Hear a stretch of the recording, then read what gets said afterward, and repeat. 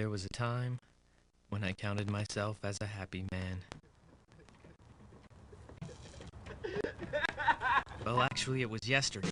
But as I grow in age and worldly experience, I understand that life is full of misery and woe. And it's all because of love. Love is the stupidest thing a man can be in. Well, that's not true. It's pretty nice when you have it. 24 hours ago, I was in the best sort of love a man could wish for. But that's all gone now. I'm a forsaken man, and I've been robbed in the most terrible way a man can be. I've been robbed right down to my very soul.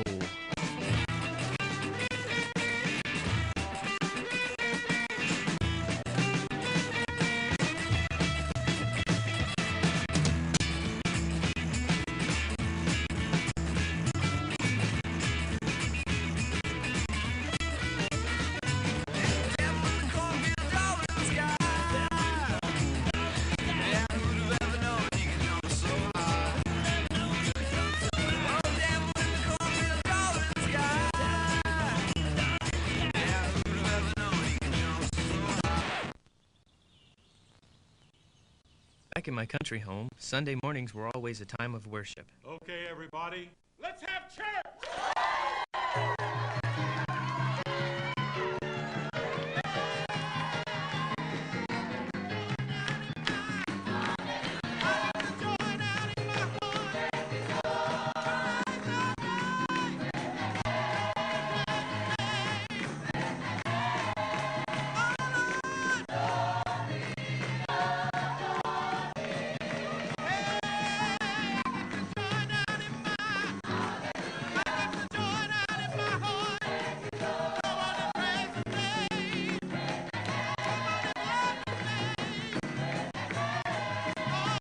Her name was Lily, and she was beautiful.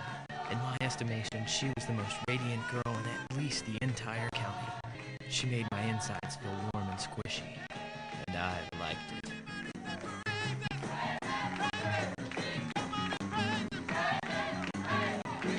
Lily was the offspring of local pastor Ed Wiggum and a sibling of my best pal Jackson. I already considered them to be family.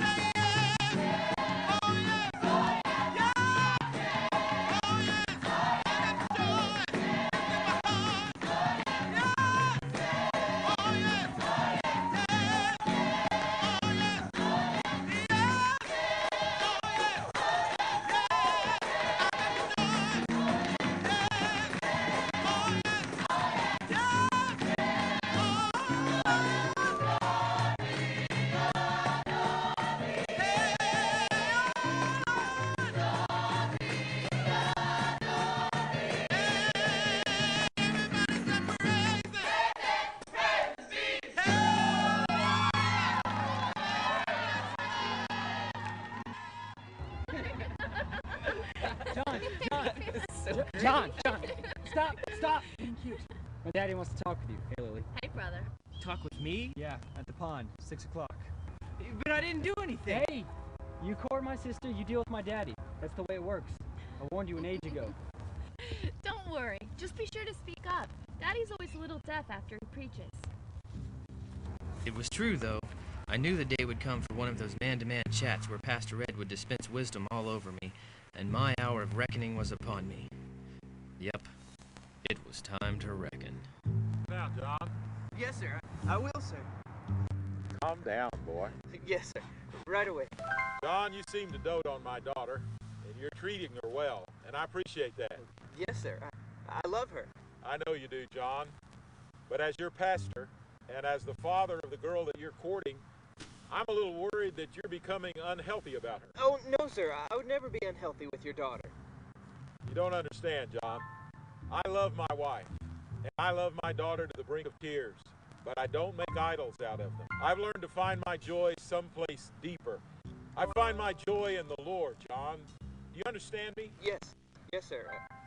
Yes, I do.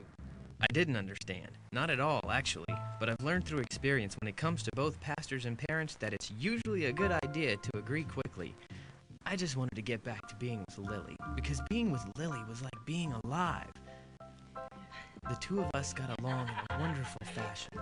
We had one of those relationships where you can just laugh, hours at a time for no particular reason. Yep, how we would laugh. On and on we'd go.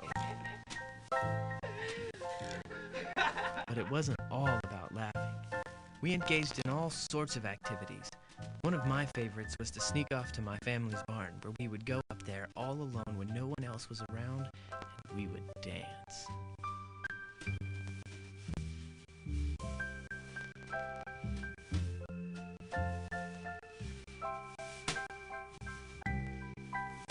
I loved Lily with a passion known only to the most emotional of poets. When we danced, I imagined myself as a Fred Astaire sort, and I imagined Lily as, well, as Lily. Everything about her was perfect, and I looked forward to the day when we had 6 children and a healthy farm. I worshipped her. I loved her so.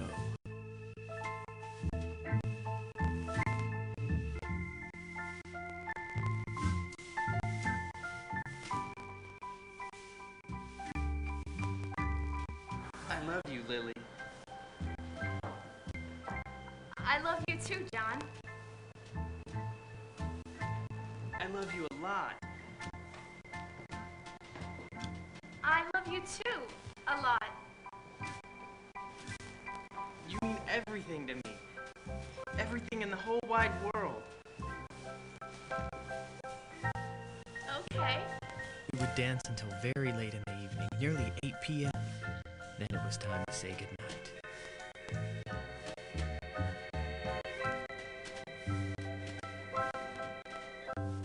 Good night.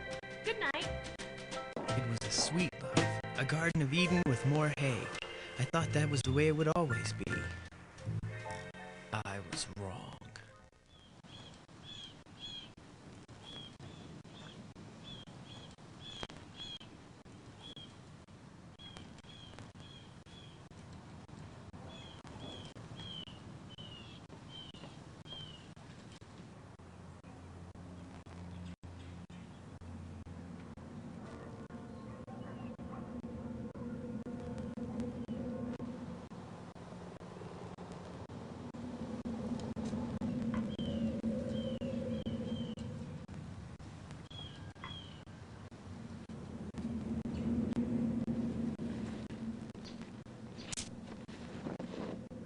Land's sakes.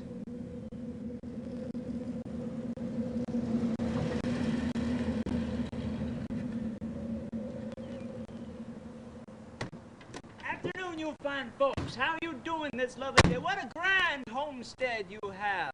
Isn't it lovely, Deborah? Yes, Silas, it's wonderful.